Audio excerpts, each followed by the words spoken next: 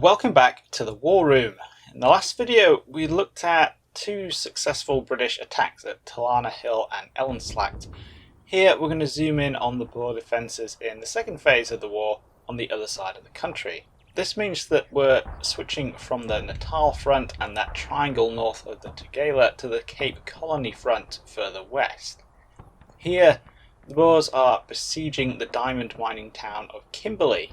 This, in and of itself, is not a tremendous problem, and to some extent the siege could be argued to actually be an advantage to the British because it's pinning down Boer forces that could be better used elsewhere. Unfortunately, political pressure, not least from the unruly and highly vocal Cecil Rhodes, who had made his way to Kimberley as the war began and gotten himself trapped there, has forced the British to prioritise lifting the siege. The commander of the British force in this theatre, Lord Methuen, is pretty restricted in his options. He doesn't have enough pack animals for transport, so all of his supplies and reinforcements have to come up the Western Cape Railway. This runs all the way from his start position in the Cape Colony to his ultimate objective of Kimberley, significantly easing his logistical problems and in many ways making the advance possible in the first place. Not to mention being the only realistic way the garrison and civilians at Kimberley could be effectively evacuated once the siege had been lifted. But, at the same time, his force is tethered to it. His line of advance is obvious, and the further along the railway he gets, the more troops he will need to secure its length against the threat of Boer raiding parties. Despite these drawbacks, the British offensive starts off well. Methuen only has a single division, 10,000 men, and he has no combat experience with such a large force, but upon taking command he immediately starts to discard the comforts and trappings of a peacetime army. Anything unnecessary that will encumber the troops is left behind in favour of speed. Neither officers nor men are permitted to carry anything more than their field packs, and they sleep out on the veldt in their greatcoats. Before the offensive began, and before Methuen arrived to take command, a mounted reconnaissance party was ambushed by Boers, and 4 of the 6 casualties were conspicuously uniformed officers, so Methuen took steps to ensure that his officers made themselves less easily identifiable targets. Shaving stopped, swords were exchanged for rifles, and the glittering paraphernalia of rank insignia and regimental identifiers were removed or dulled. So although the British have their problems both strategically and tactically, like we saw in the last video, they're not stupid. By the time they set off down the railway line towards Kimberley on the 21st of November 1899, they are starting to adapt to the new battlefield dominated by the magazine rifle. Unfortunately for them, there are no quick fixes that will make up for the unexpected hole in tactical effectiveness left by pre-war infantry training. For their part, the Boers have their own problems. Although Methuen's axis of advance is obvious, the Boers have plenty to keep them occupied at the strategic level and don't have huge reserves of manpower that they're free to throw around. Between the British and Kimberley, the Boers have a blocking force of 2,500 men and 5 guns under the command of Jacobus Prinsloo, and this, in traditional Boer style, is holding a double line of koppies just east of the railway line at Belmont. The British can't afford to bypass this position and leave their single line of supply exposed to the Boers, so when Prinsloo's Free Staters learn that the British are on their way, they are expecting a fight.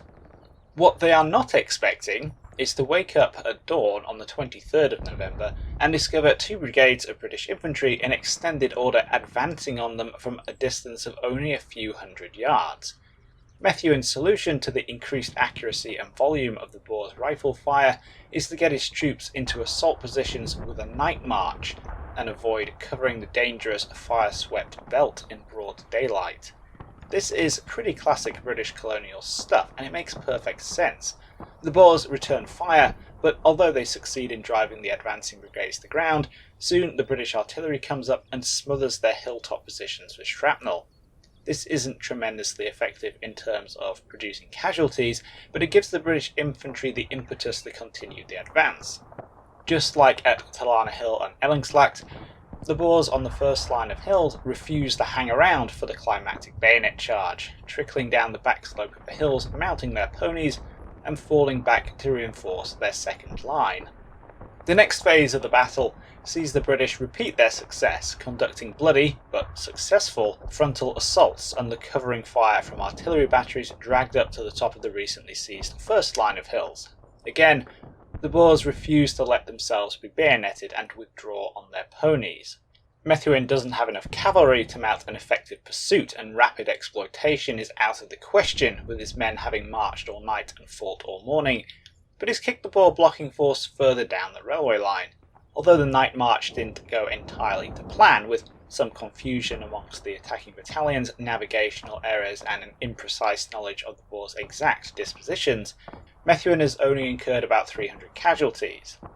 That's not light by any means, but they can only be substantially less than if his infantry had had to cover a greater distance under fire. For their part, Prinsloo and the Free Staters have had a bad time. Although they almost certainly suffered fewer casualties than the British, they not only hadn't stopped them and successfully defended their positions, but they'd had the unpalatable experience of being smothered with artillery fire without really being able to do much about it. This did not go down well with one of the Boers' most formidable leaders of the war, Jacobus de la Rey. De la Rey had been assigned as an advisor to General Pierre de Cronje, the Boers' commander in the Western Theatre.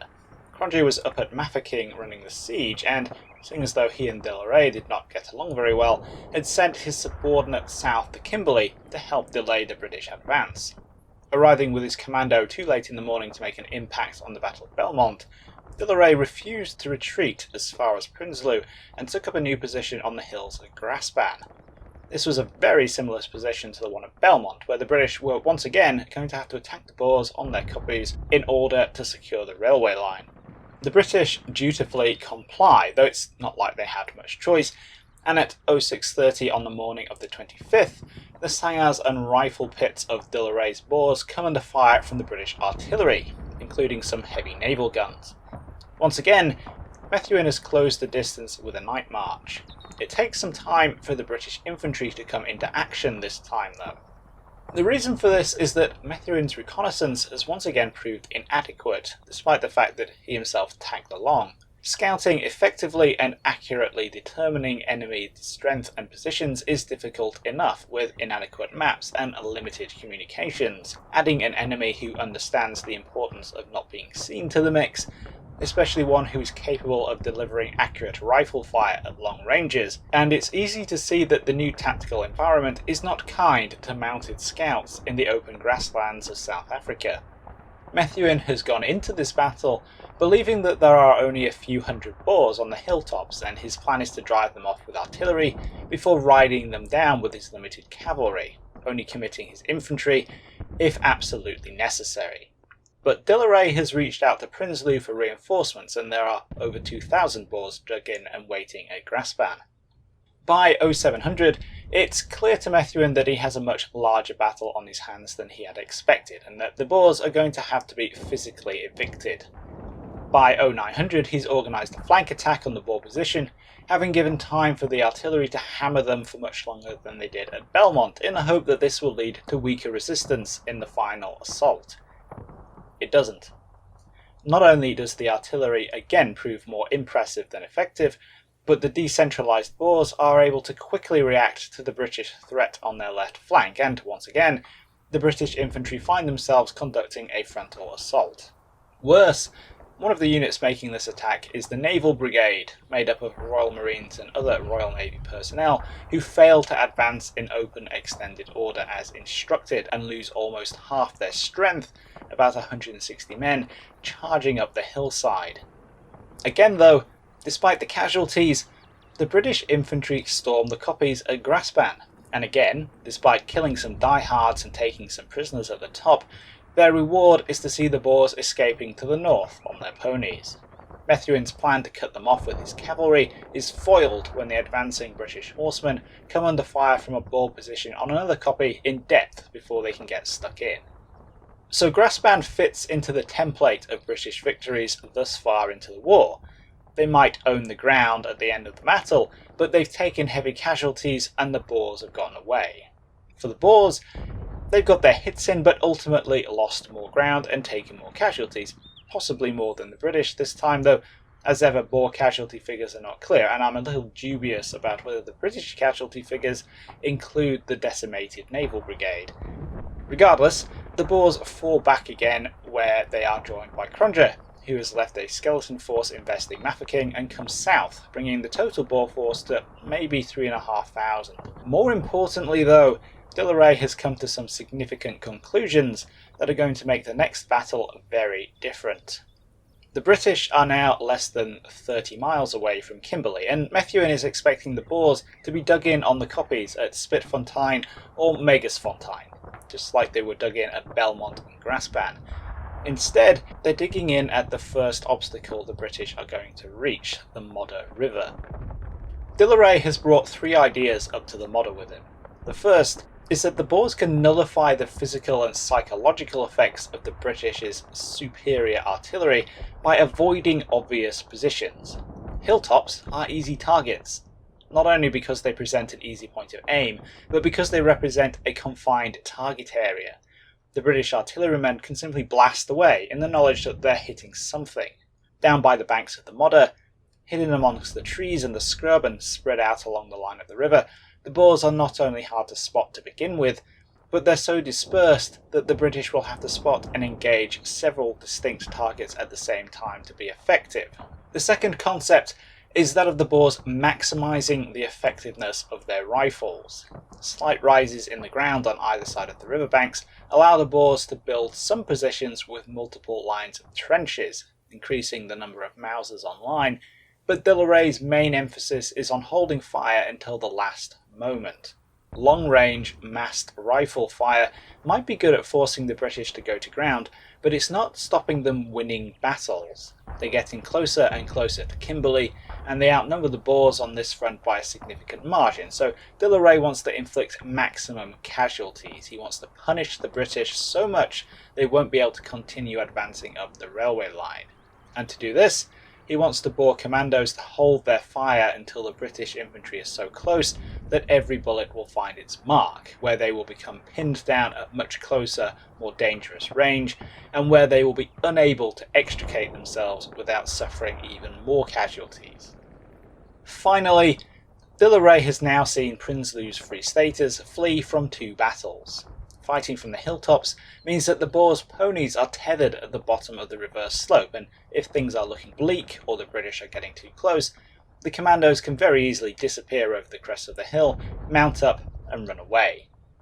De la Rey is counting on the less committed, or more sensible if you want to look at it that way, components of the Boer force finding it a lot scarier to flee when the going gets tough if they have to get up out of their relatively safe trenches and ride off in full view of the British infantry and artillery on the flatter ground around the river. So to some extent, De la Rey is trying to squeeze more out of his troops by putting their backs to a wall. Meanwhile, Methuen is moving north from Graspan fast. He's convinced that the Boers are digging in at Magersfontein or Spitfontein, and despite some indications from his scouting cavalry that there is a Boer force digging in around the demolished railway bridge over the river, when he approaches on the morning of the 28th of November, he isn't expecting significant resistance. In the mid-term, he's focused on the hills beyond, knowing that the sooner he gets there, the less time the Boers will have to dig in. In the short term, he's focused on moving up to the line of the Modder and regaining easy access to fresh water, then rebuilding the railway bridge as a precursor to the final drive on Kimberley. The British infantry leave their camp at 04:30 in the morning, aiming to cover the distance to Modder River Station before getting their breakfast in. Out ahead of them are cavalry from the 9th Lancers, who report seeing Boers by the river at about 05:30, with incoming rifle fire preventing them from scouting any closer. As they close the distance, the British infantry extend into open order from their marching formations about an hour later, and then, around 0700, the Boers open fire. The range is about 1,000 metres. Someone has started shooting far too early, and the range is just too long for De la Rey's trap to be successful. The opportunity to inflict a decisive defeat with strategic consequences has evaporated, but to the British, the day has only just begun. The ground rolling up to the Modder is flat and exposed, leaving the British infantry pinned down in the open. The Boer rifles are technically capable of hitting targets at this distance, even if the shooters themselves might struggle to aim at specific targets, and although they are nowhere near what they could have been had the Boers maintained their fire discipline, casualties steadily begin to rise. The British bring up their artillery to suppress the Boer positions, but actually spotting the enemy proves quite difficult. Methuen spreads his battalions out to probe left and right, but the Boers are digging for 5 miles along the length of the river. Some of the British infantry actually make it to the Modder itself here and there, but despite gaining some respite from the rolling Mauser fire, they discover that the river is too deep to cross. Methuen's maps, which indicated the Modder was fordable along its length, are wrong. There are only 2 crossing points nearby, excluding the railway bridge, Bosman's Drift and Rosmead Drift. Neither of these are marked on the British maps. Once again, the only option available to the British infantry is a frontal attack, but with most efforts gaining little ground at high cost, these peter out, and most of the infantry spend the day lying in the dirt trying to avoid giving the Boers something to shoot at, still waiting for their breakfast, and without being able to refill their canteens with water on what turned out to be the hottest day of the year. While most of the infantry suffered the Southern Hemisphere summer, some elements of the 9th Brigade stumbled upon a Rosmead Drift on the left flank. The ground here offered slightly more cover than the centre and right, and the defenders, the unlucky, much battered Prinsloo and his Free Staters, had not only been lax in covering the fort itself, but had occupied a very obvious white-painted farmhouse that the British artillery was able to focus on. Mixed in with Cronje's failure to assign any of the Boer guns to support the Rosmead position, the British were able to get across the river as the Free Staters cracked and fell back under pressure. The British found it difficult to exploit this, though. Getting news of the success back across the river and across the fire-swept veldt to someone who could divert reinforcements, as well as to tell the Royal Artillery that they had taken the farmhouse and it would be nice if they stopped shelling it, was very difficult. But they were able to hold on to their toehold despite counterattacks organised by a very angry De la Rey, who was at this point stalking the battlefield with a Bible in one hand and a whip in the other. The fighting died away as the sun set, with the British suffering 72 dead and 372 wounded. The Boers suffered much less, probably about 75 in total, but with their position compromised, they fell back in the night, and the British woke up in possession of the battlefield. Although once again the British owned the ground at the end of the Battle of Modder River did buy the Boers some time. Methuen's force had fought 3 battles in a week with heavy casualties and needed to stop, rest, reinforce and resupply before it could move on. To say that De la Rey was not happy would be a massive understatement. It was bad enough that his well-laid plans to produce a decisive victory had gone off half-cocked thanks to some trigger happiness, but not only did he have to assume command under pressure, whilst evacuating one of his mortally wounded sons from the battlefield at the end of the day, he bumped into Cronje, his boss and the army's official commander, who asked him, how did the battle go? Needless to say, this didn't go down very well, and relations between the 2 men became even more strained. But De la Rey wasn't to be discouraged. What went wrong at Modder River was the execution, not the concept, and after prevailing on the Boers to do as he says again, he stops them digging in on top of Spitzfontein, as they decided to while he was away from the front burying his son. Instead, he has them build and conceal their trenches at the base of Megersfontein, for much the same reasons that they did at Modder River. The British artillery will lack obvious targets and gravitate towards the shelling top of the hill. The British infantry won't be able to spot the trenches until it's too late, and they're well within the kill zone. Methuen, meanwhile, is securing his position on the Modder. After getting some much-needed reinforcements, including more cavalry and a horse artillery battery that greatly enhances his ability to conduct an effective pursuit or exploitation, he finally resumes the advance on the 10th of December, intending to mount an attack on Megersfontein. Although his reconnaissance has been suffering from the usual problems, it's the next defensible position the Boers can take, and, regardless of the enemy, the pressure for him to relieve Kimberley as fast as possible is still being applied from above. His plan is a repeat of Belmont and Graspan. After delivering an artillery preparation on the evening of the 10th, the newly arrived Highland Brigade under Major General Andrew Wauchop will advance to the foot of the hill in a night march before storming it at dawn. This has been the most successful approach so far, and although once again the British infantry will be conducting a frontal assault, closing the distance in the dark and then prosecuting a sudden overwhelming attack also seems like it would generate fewer casualties than coming in during the day and being pinned down out on the veldt like at Modder River. Wauchope is not optimistic, and conditions on the night of the 10th are not encouraging. It's a dark and stormy night. Visibility is terrible in the driving rain, and the veldt here is not exactly parade ground flat and free of obstacles. To maintain command and control, and to make sure his brigade doesn't become lost and separated in the dark, Wauchope brings them forward in a quarter column. This is the densest possible formation, 3,500 men crammed into a rectangle roughly 40 metres wide and 150 metres long, or half a football field across and 1.5 deep. This is pretty standard practice for extremely dark nights, especially when the risk of encountering the enemy is low.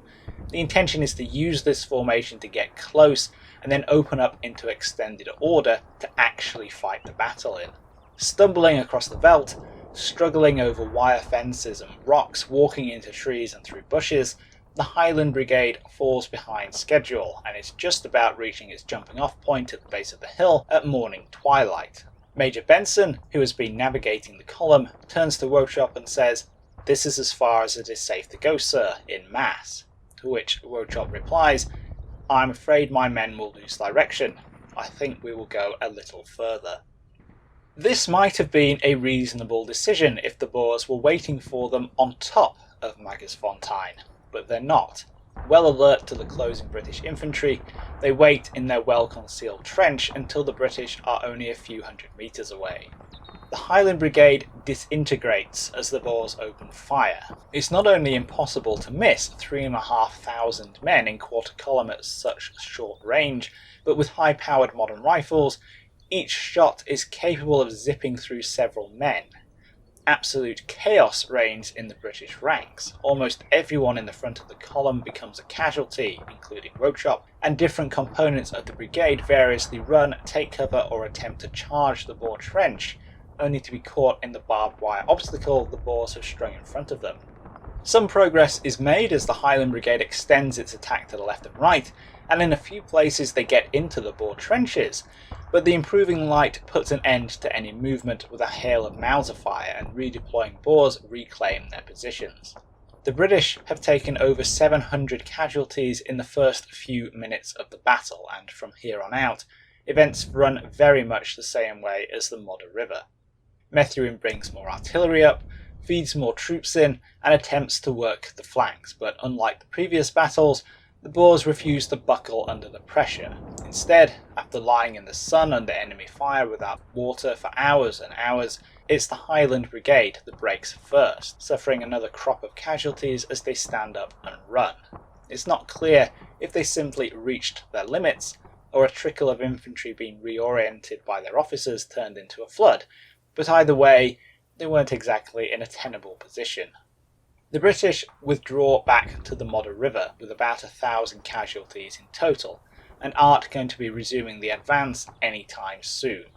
The Battle of Magersfontein is clearly a defeat, and it comes in the same week as two more clear defeats at Stromberg and Colenso. Further offensive action is canned as the British Empire pulls its finger out and starts to deploy overwhelming resources to South Africa, but it will be some time before that's all ready to go. The four battles in this short campaign represent something of a flow, as both sides learn, adapt, and struggle to develop their tactics. And despite the fact that I've been talking about what the British were doing quite a lot, we can see a few important factors for the defence to take into account thanks to all this new infantry firepower. The first is that the extended range granted by developments in small arms technology has its advantages and disadvantages. Long-range massed rifle fire is capable of inflicting casualties and causing the enemy to stop and take cover as far out as 1,000 metres, but in all four battles, long-range rifle fire was indecisive. The British infantry was frequently pinned down, but at Belmont, Graspan and Modder River, It was ultimately able to succeed once artillery support came up or the attack was spread out until a weakness in the Boer defences was able to be exploited. The close-range rifle fire directed into the Highland Brigade at Magersfontein, on the other hand, was absolutely devastating. Granted, the British infantry had managed to present the best possible target, and I think there's a case to be made that the same darkness that Methuen was trying to exploit to keep his casualties down actually prevented the Boers from opening fire too early, like they did at Modder River, which would have made the battle very different. The secondary effect of close-range fire was that the Highland Brigade spent all day pinned down much closer to the Boers than other British units in the previous battles, and they not only incurred more casualties because of this, but it was much more difficult for them to get themselves out of their situation, or for the rest of the British army to offer much support. In the end, the Highland Brigade was trapped in a highly stressful position until it finally snapped. So we have two things for one here. One of the keys to getting the most out of magazine rifles in the defence is fire discipline. This is nothing new, obviously. Fire discipline was absolutely key to linear musket tactics, but again we're back with the problem of how officers control that fire discipline when troops are spread out and concealed. And secondly, we have this concept of the battle as an endurance contest, with the possibility for troops to be caught in high stress positions and having to sit there and take it for extended periods of time, like they didn't really have to do in earlier battles. The second important factor for the defence to take into consideration is how important counter-reconnaissance efforts are. One of Methuen's persistent problems from Belmont to Magersfontein was that he didn't have accurate intelligence on the Boers. In none of the battles did the British have a good idea of the exact positions they were attacking, and frequently they weren't sure how many defenders they were actually up against. This is partly due to the limited numbers of cavalry available and the fact that even a small party of riflemen could now drive off the large target presented by a mounted scout long before he got close enough to spot anything, but it was also due to specific efforts by the Boers to conceal their positions. Occupying trenches to mitigate the effects of British artillery also had the effect of presenting smaller targets, and once the trenches were dug in less obvious positions than hilltops and effectively camouflaged, it was very difficult for the British to get a handle on exactly where they were, both before and during the battles of Modder River and Magersfontein. This not only obviously kept the Boers' casualties down, but increased the casualties of the British. So digging in, deception and concealment have become very important, with the added bonus that they naturally allow the defenders a much greater possibility of alluring the attacker into close range, where their fire will be more effective. The third factor is that the increased firepower of individual riflemen means that minor details and individual decisions, even those at relatively low levels, now have the potential to have important consequences. At Modder River, De la Rey's entire plan was ruined by only a few Boer riflemen opening fire too early. At Magersfontein, the Highland Brigade was decimated because Wauchope decided to stay in quarter column for a few more minutes. The magazine rifle means that mistakes have the potential to be more heavily punished, and that a whole new range of micro details need to be taken into account by both attackers and defenders. This makes reconnaissance even more important, just as the new environment makes it more difficult, because it not only needs to provide a more in-depth picture of a concealed and deceptive enemy, but because it also needs to generate detailed information about the ground. Terrain features that are relatively inconsequential to linear musket tactics, like small dips, folds and rises in the ground that could simply be marched over, and now the kinds of features that can provide cover for entire advancing companies or concealment for close-range ambushes. Again, from the defender's perspective, winning that counter-reconnaissance battle means that the attacker is going in without full knowledge of all these little details, in a way that leaves him open to the kinds of mistakes that all this new firepower will allow the defender's riflemen to exploit. There is naturally a lot more that can be drawn from this second stage of the Boer War in the Western Theatre, but from our perspective, this emphasis on the reconnaissance, counter-reconnaissance battle is probably the dominant tactical consideration. Developments in small arms technology and infantry firepower have placed a premium on staying hidden, creating the invisible battlefield, and we can see both sides adapting to this.